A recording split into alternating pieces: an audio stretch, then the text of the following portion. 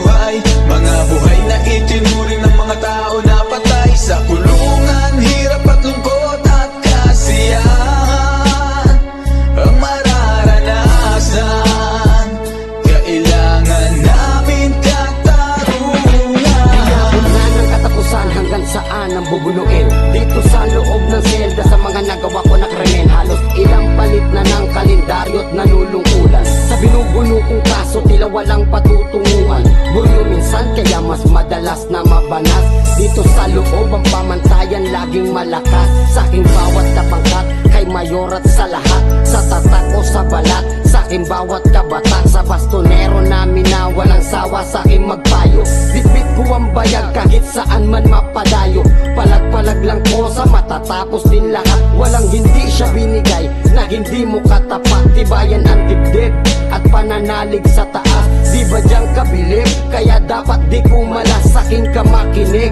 Dahil danas ko na lahat para sa aking kapatid to at mga kapangkat. Umaasa na sana ako ay makalaya. Hanggang kailan kaya mag-aantay mapawalang sala? Ang tulad kong nagtitiis kahit nagsisiksikan. Pagkain na hindi sapat aming pinagsasaluhan. Mga kakos-sakos sa bilangan laging alerto. Bawal patanga-tanga kaldaga sa empleyado. Ganyan ang buhay dito, dapat ang galaw ay pino. At pag nagkamali ka, takal ka kay bastonero. Bawal dito ang siga, kailangan mong igalang. Mga nanunungkulan, tatayo mo na magulang. Meron ditong batas na kailangan mong sundin. Hindi ka mapapahama kung di mo lalabagin. Buhay dito sa kulungan, lungkot ang iyong kalaban. Luha ko ay pumapatak, di ko namamalayan. Pangarap makasama ang pamilya ko paglaya. Dasal lang ang sikreto ng tuluyan kong paglaya.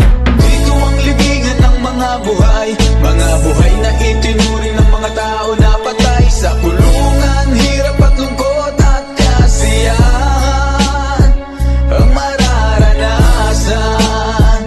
Kailangan namin katarungan.